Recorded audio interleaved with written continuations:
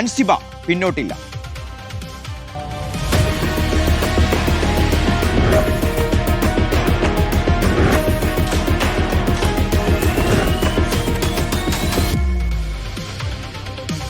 Tini ടോമിനെതിരെ case register ചെയ്തില്ല എങ്കിൽ കോടതിയെ സമീപിക്കുമെന്നാണ് അൻസിബ ഹസൻ പറയുന്നത്. ടിനി ടോം രാഷ്ട്രീയത്തിൽ സ്വാധീനമുള്ള വ്യക്തിയാണ്. ടിനി ടോം അപകീർത്തിപ്പെടുത്തുന്ന സന്ദേശം അയച്ചതിന്റെ തെളിവുകൾ തന്റെ പക്കൽ ഉണ്ട് എന്നും അൻസിബ പറയുന്നു.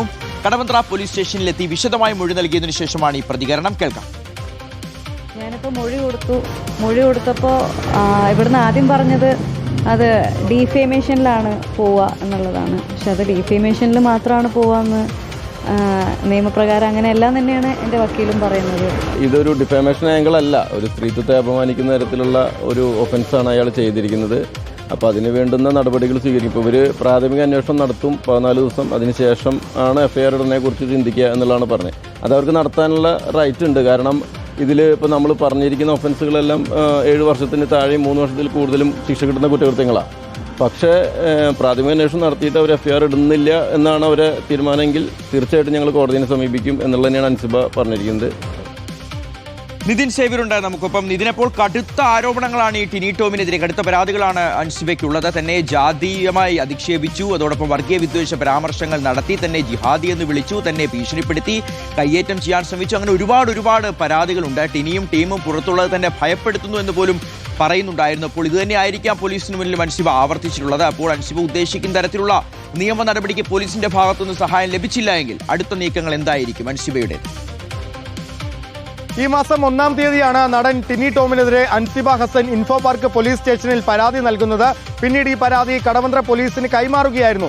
വർഗീയ പരാമർശങ്ങൾ തനിക്കെതിരെ നടത്തി, സ്ത്രീത്വത്തെ അപമാനിച്ചു, തന്റെ കുടുംബത്തെ അടക്കം അധിക്ഷേപിച്ചു തുടങ്ങിയ പരാതികളാണ് അൻസിബ ഹസൻ നൽകിയിരുന്നത്.